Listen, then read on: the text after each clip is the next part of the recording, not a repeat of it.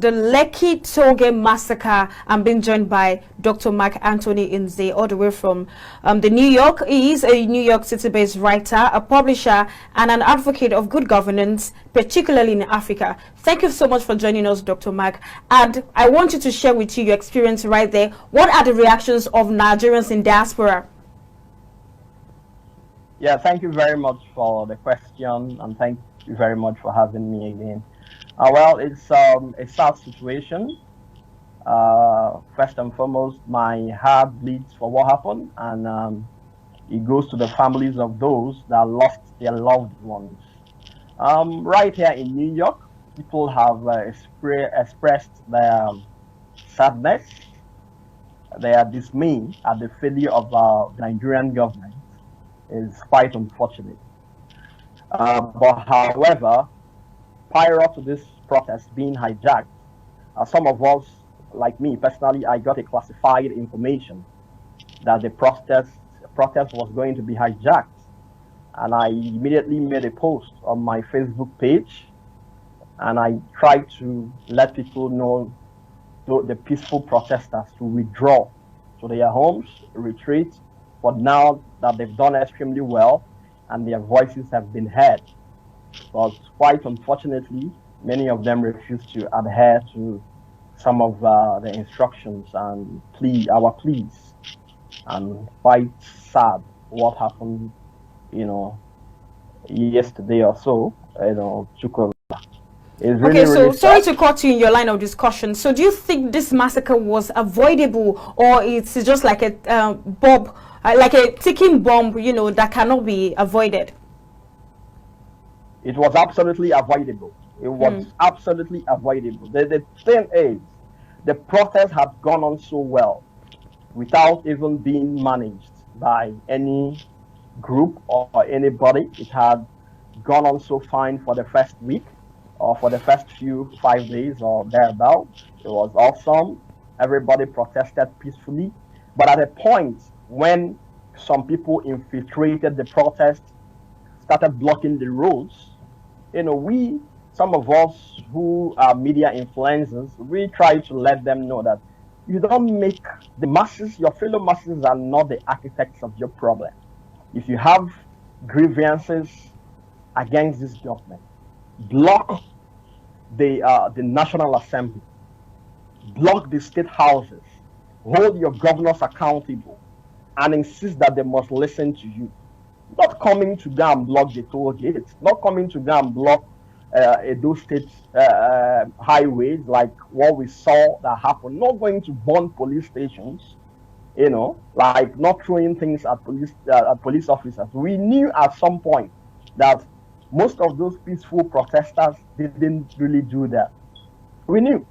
But at some point, the anger was getting so intense. So we called for a kind of retreat and said, withdraw at this point, so that the military, what they were about to do is to release a tank. And once this tank is being released, we knew that it would get to this point. Now we are calling for restraint. The gentleman that started the End SARS protest, that had done so much well to end SARS, Mr. Shegu Awosayan, Mr. Shegu Awosayan, he was very clear. He said, please withdraw. Let's come to a round table, discuss our demands, and present it to the government. All pleas fell on deaf ears. When we tried to call them, some of the youth, southern youth especially, and said, let's stop this thing for now, and let's give the government a chance to talk. They got angry. They called people like us all sorts of names, how we are saboteurs, how we are traitors. You don't want to change in government. And they forget that no government will tolerate revolution. Okay, so I'm sorry to stop you right there, Dr. Mark, because I was out there on the streets of Lagos this morning, and the question on the mouths of everybody is, no matter what, is it right for the government of a citizen to, unleash attack on its own people? Because this is a question that needs answers, because the Nigerian military are saying that they know nothing about the attack. So who do we hold responsible? Well, that is the point we are making, because they are going to deny it. How did the people, how did the military get involved in the first place? How did they get involved in the first place? If the military knew nothing about it, why were the police not stationed to monitor the protest? If the military knew nothing about it, of course the military would deny it, as they have been denying things like that. That was why we were calling for restraint. Now you can't hold the military responsible, because there is no structure in the protest to hold any responsible. There's no justification to use a live bullet on protesters anywhere in the world, except in cases of insurrection, which of course the protest was gradually tilting towards. And the military, the government knew it. And this was deliberately orchestrated. This was deliberately staged, to let the protesters ignorantly walk into this bait. And they walked into this bait. And that was why we are saying the peaceful protesters leave the streets. And this same gimmick is the strategy to scuttle restructuring. Because now we can't talk about restructuring. We can't talk about government policies. What we are not going to be talking about is how to stabilize the polity. What we are going to now be talking about is how to make sure there is law and order. And these same people they are complaining about, that has been ruling the country for years, will still continue to rule the country with these excuses beyond 2023, and they are still going to be suffering the problems they are now trying to curtail.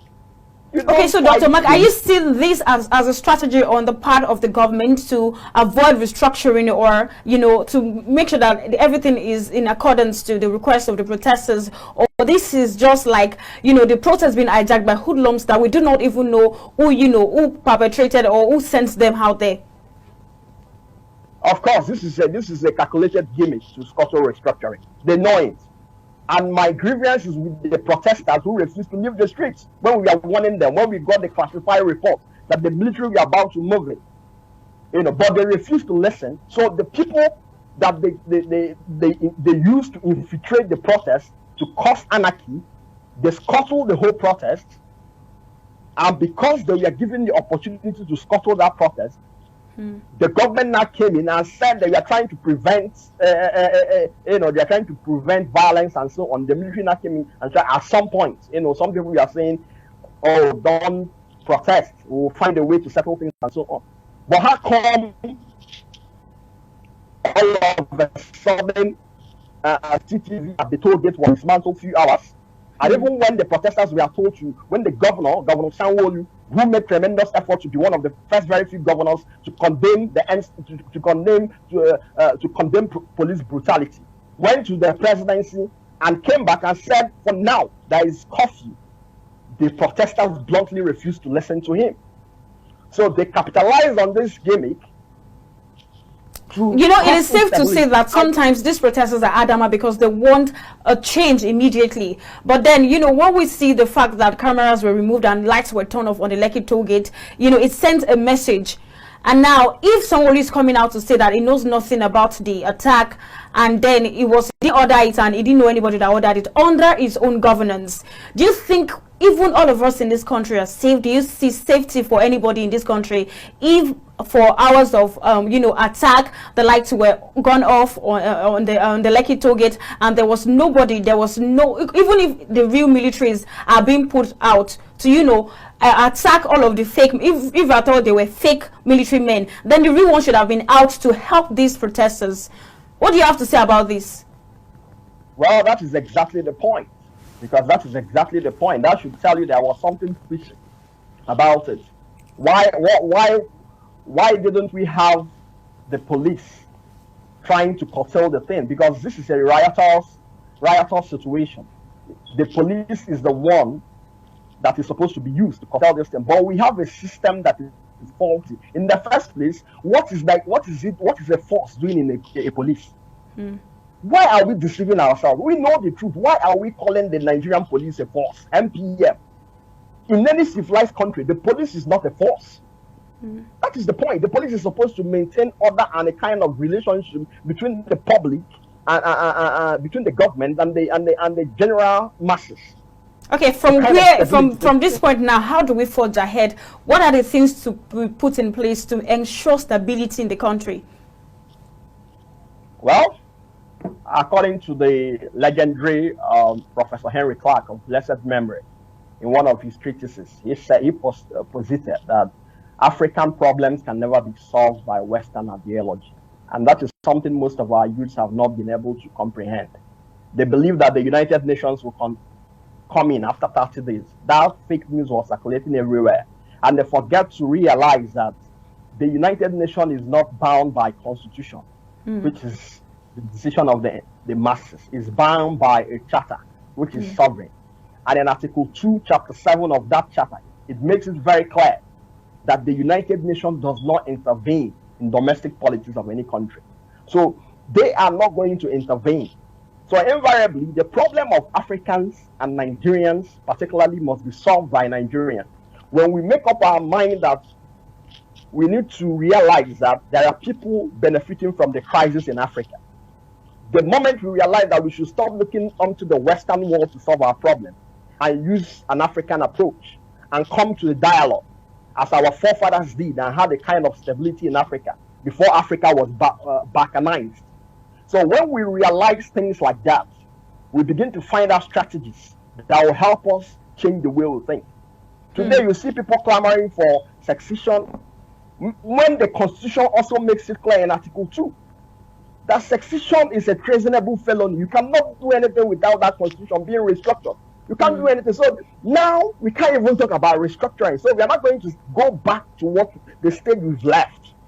The United States government that was trying to help us through the case of through American embassy by saying that if you are found in an election ringing, you'll be denied visa into the United States. Now the United States of American embassy has been shut. They are closed operations in Nigeria. Now the whole idea is to keep the same people who have been milking this country, who have been milking Nigeria dry, will continue to do the same thing beyond 2023. You'll be surprised there won't be election beyond 2023. So there will be automatic transition of power from the same President Buhari to some other northerner. We still continue to rule like that, and there's nothing you can do about it. All right, thank you so much. I can see now that it seems as though, the road to freedom seems really far. Thank you so much for your contribution on the news tonight, Dr. MarkAnthony. We appreciate it. Thank you very much. Okay, that's Alpha. We can go now. The rest of the news continues shortly. Please stay tuned. All right.